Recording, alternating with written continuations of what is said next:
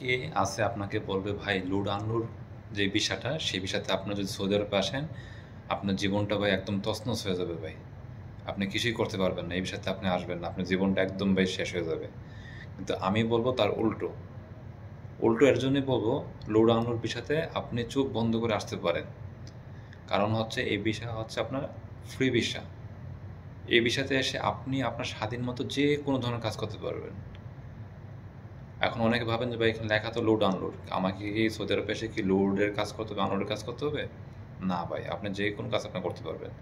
তবে হ্যাঁ, এখানে একটা কিন্তু আছে। কিন্তু হচ্ছে যদি আপনার কোনো ধরনের কাজের উপর যদি থাকে, দক্ষ থাকে বা যদি আপনার স্কিল থাকে, টেকনিক্যাল কাজ যেমন হচ্ছে আপনার কারেন্টের কাজ, পাইপ ফিটারের কাজ, প্লাম্বারের কাজ, এসি টেকনিশিয়ান, তাহলে আপনি এই বিষয়তে আসলে আমি মনে করি সবচেয়ে ভালো হবে। যদি কাজ না শিখে যদি এই বিষয়তে আসেন তাহলে আমি মনে করি আপনার জন্য খুব খারাপ হবে। তো যারা ভিডিও দেখছেন শেয়ার করে দেবেন। আসসালামু আলাইকুম।